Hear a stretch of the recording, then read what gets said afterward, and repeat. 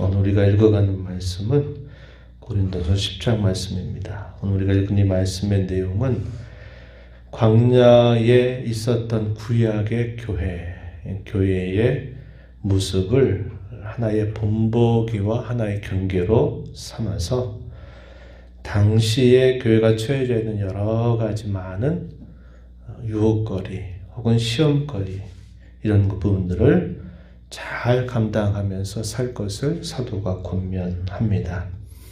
앞에서 읽었던 9장의 내용 후반부에서 사도는 자신이 사도로 부름을 받아서 그 사도로서 복음을 전하고 또 그가 사도로서 복음을 전하다가 행하나 버림받게 되지 않을까 자신을 쳐서 복종한다 하는 사실을 이야기하고 자신이 그 복음에 진정으로 참여하기를 원하는 그 마음을 소개한 바가 있습니다.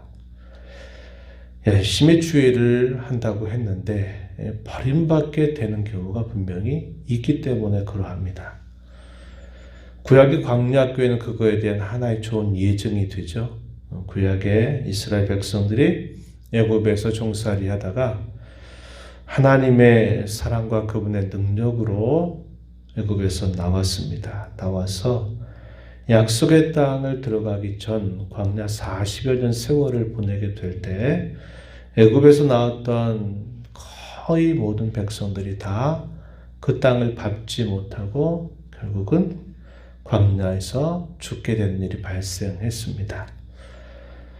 애굽으로부터 가나안 땅까지 가는 거리는 몇 개월이면 충분히 들어가는 길이었어요. 그렇게 들어갈 수 있었던 그 길을 불신앙, 불순종, 그것으로 인해서 40여 년 세월이 연장됐고 그 40여 년 세월을 보내면서 자신들이 정화되고 훈련받는 시간들로 해야 되는데 거기에서 온갖 죄를 계속 반복적으로 범하게 된 겁니다. 그래서 애굽에서 나오긴 했지만 그 다수의 많은 백성들이 약속의 땅을 밟지 못하고 죽게 되었다는 것을 구약의 이 광야교회는 잘 보여줘요.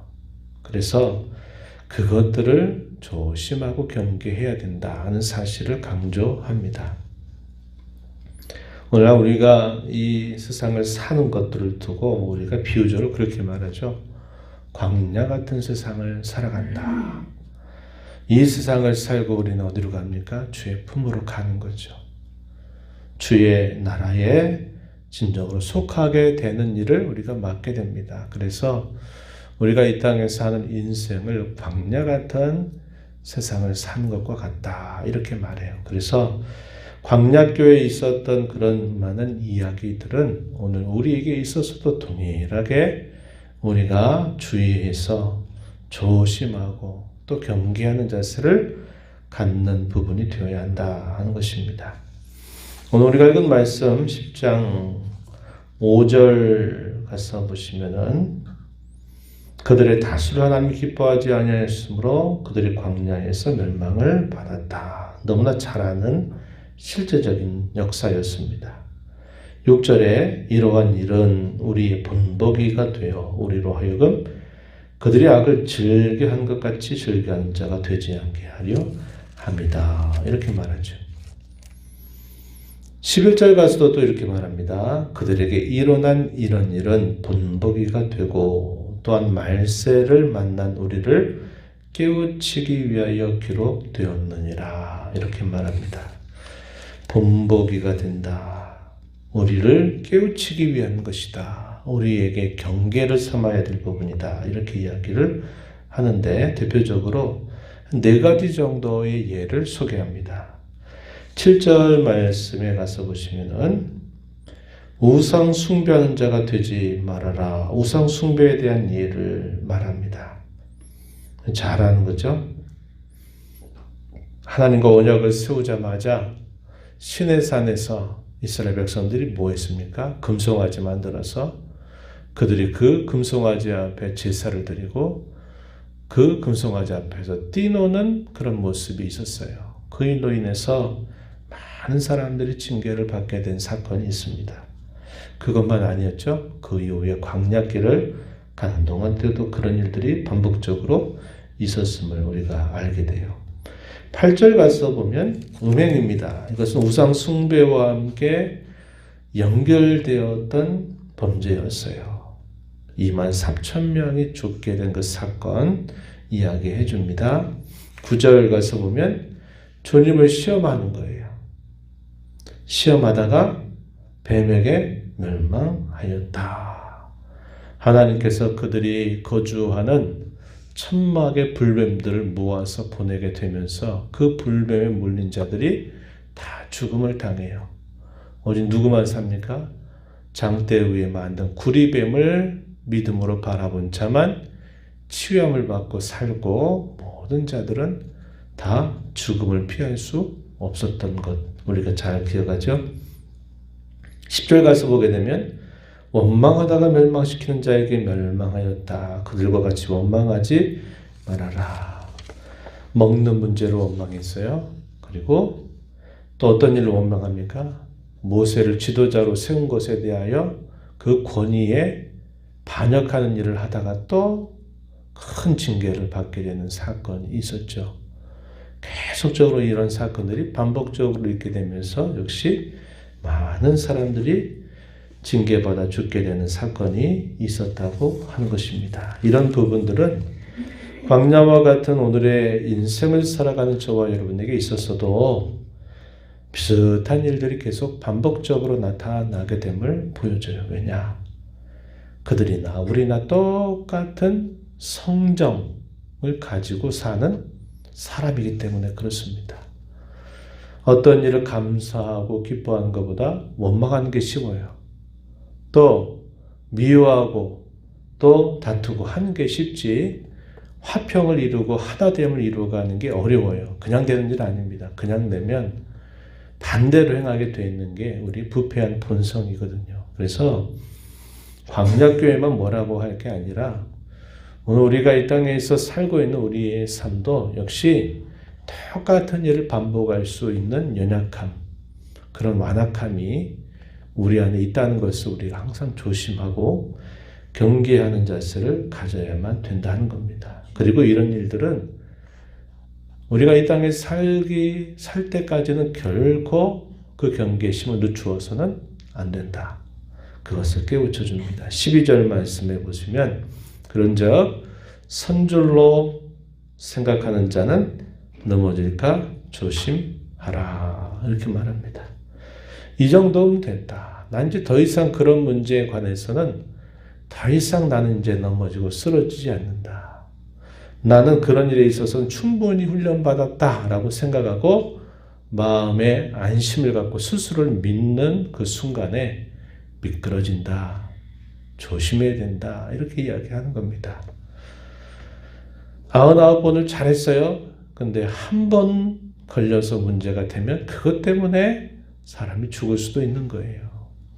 교통사고라고 하는 것이나 우리가 이 땅에 살면서 불의의 사고를 만나서 운명을 달리하게 되는 일들은 다 그래서 일어나는 일이죠.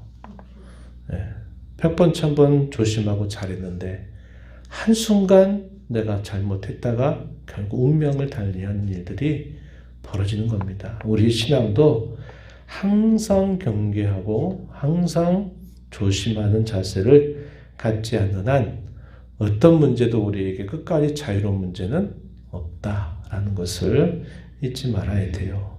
그래서 신앙생활 잘하다가 마지막 순간에 그 모든 신앙을 다 무의로 돌려버리는 그런 어리석은 일을 우리가 하지 않으려면 매일매일 매 순간마다 항상 경계하고 조심하는 신앙 자세를 가져야만 된다 하는 겁니다.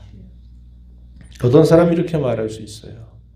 이 죄 많은 세상 가운데 살면서 우리가 어떻게 무슨 힘이 있다고 이렇게 그런 모든 것들을 다 조심하고 삽니까? 그렇게 살기 어렵지 않습니까? 라고 말한다면 사도는 뭐라고 대답하는가?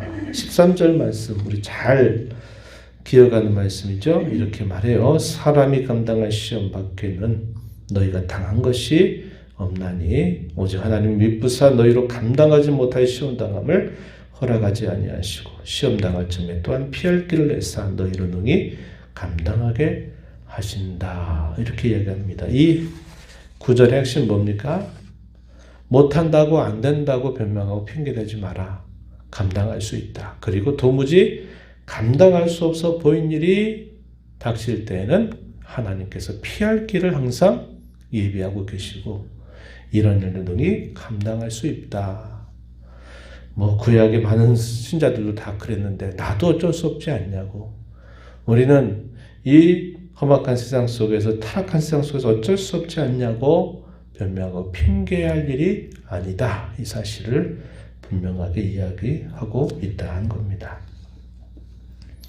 그러면서 당시에 우상 숭배하는 일에 동참하는 것을 별스럽지 여기지 않는 몇몇 신자들을 향하여 우상 숭배하는 일은 결단코 피해야 된다. 오늘날로 말하면 제사하는 것들, 이것들은 귀신에게 제사하는 것과 같다. 이렇게 이야기하면서 그런 일들은 동참해서 안 된다. 피해야 된다 하는 것을 사도가 이야기합니다. 그러면서 적극적인 신앙의 자세로 가르쳐주는 말씀, 우리 한 구절 31절 말씀 가서 보시면 이렇게 말합니다. 너희가 먹든지 마시든지 무엇을 하든지 다 하나님 영광을 위하여 하라. 이렇게 표현을 했습니다. 그러면서 하나님의 교회 가운데 거치는 자가 되지 말아라. 모든 일에 모든 사람을 기쁘게 해서 다른 사람의 유익을 구하고 그들로 구원받게 하는 일에 힘을 써라. 이렇게 사도가 권면을 해주고 있습니다. 오늘 저와 여러분 이 말씀을 보면서 우리가 이 땅에 살아가는 동안에는 끝까지 우리의 긴장을 풀어서는 안 되고 이 정도면 됐다 스스로 만족할 수 있는 태도는 매우 위험한 신앙 태도다 하는 것을 기억하면서 끝까지 교훈과 본보기 경계로 삼아서 우리의 마음을 하나님 앞에 항상 추스려서 바르게 세우는 일에 힘을 기울인 자가 되어야 하겠고 감당치 못할 일을 우리에게 허락지 아니하실 하나님의 신실하심을 믿고 하나님의 도우심과 지혜를 구하면서 앞서 나갈 것이고 주님의 교회에 거치는 자가 되지 말고 유익되는 자가 되도록 살아가는 저와 여러분의 남은 삶이 되기를 진심으로 바랍니다. 하나님 아버지 감사합니다. 명절 이 새벽 시간에도 또 저희들을 깨워주셔서 오늘도 생명 주신 하나님, 저희에게 새날을 주신 하나님 앞에 나와서 찬양드리며 경배하며 주시는 말씀을 또다시 듣게 하시고 받은 말씀을 생각하면서 기도하며 또 이 하루를 주 안에서 살게 하신 것 감사합니다. 온 가족들이 다 믿음 안에서 하나가 되는 귀한 은혜를 우리 모든 성도들의 가정마다 은혜를 베풀어 주시기를 바라옵나이다. 우상을 숭배하는 문제로 인하여 괴로워하고 아파하고 또 양심의 가책을 또 경험하는 일들이 없도록 하나님께서 붙들어 주시기를 바라고 온 가족이 믿음 안에 하나가 되어서 주 안에서 온 가족들이 함께 만남을 통하여 기뻐하고 찬송하고 또 즐거워하며 서로 덕담을 나누는 귀한 날이 되도록 이 날을 인도해 주시기를 바라옵나이다. 우리가 이 땅에 살아가는 삶은 광야 같은 세상을 살아가는 삶인 줄 알게 하여 주셔서 항상 깨어있고 항상 경계하고 항상 조심하여서 육신의 장막을 벗게 될 때까지 늘 여러 닥치는 시험거리들을 믿음으로 잘 이겨나가는 저희의 삶이 되게 해주시기를 바라고 더 나아가서는 무엇을 하든지 하나님의 영광을 위하고 제 몸된 교회를 유익되게 하는 자로 살아가는 저희들의 삶이 되도록 인도하여 주옵소서. 은혜의 보좌 앞에 나와 아버지 은혜를 구하는 모든 심령들의 간구를 기울여 주시고 응답해 주시기를 바라옵고 예수님 이름으로 기도하옵나이다. 아멘.